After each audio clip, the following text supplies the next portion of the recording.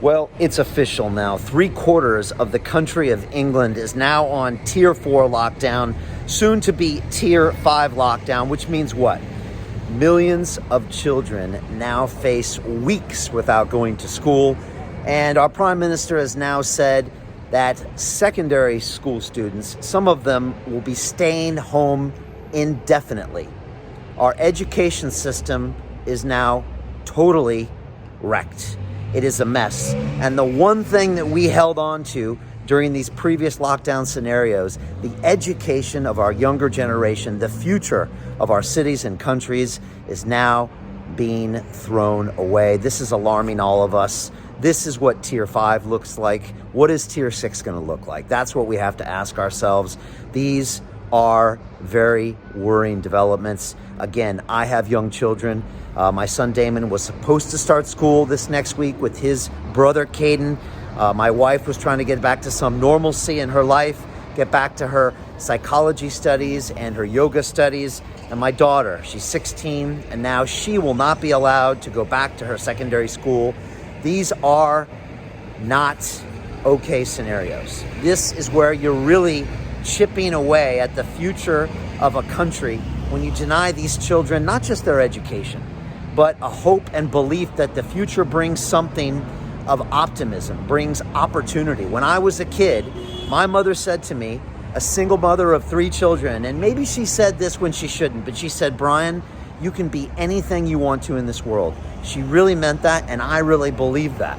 And that's the message I want to give my children. But how can I do that when our government is shutting down their education system, shutting everything down?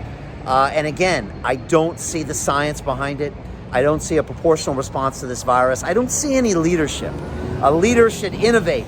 A leader should educate. A leader should not use fear as a weapon. And that's what's happening right now. You see it everywhere in our cities, in our countries.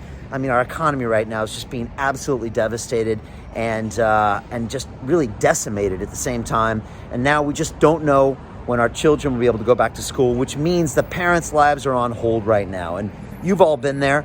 If you're trying to work from home and you've got kids at home, it just does not work. Nobody functions well. And this is very, very, very alarming, especially when Boris Johnson said it's indefinite when we know that some of our secondary students are going to be going back to school. They might never go back, is what he's saying. For those of you that think this can't get worse, it can get worse. And it gets worse when we acquiesce to them taking away our civil liberties and our freedoms.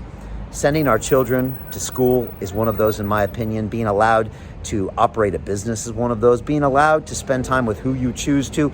Being allowed to take risks with your life, which is what we do every day. I'm about to cross the street. That's taking a risk with my life. If I want to, I could go buy tobacco products, which killed 80,000 people last year, but you don't see the government restricting that right from me. Last year, 1,800 people died in an auto accident, but you don't see them restricting my right to drive. So why are they restricting this right?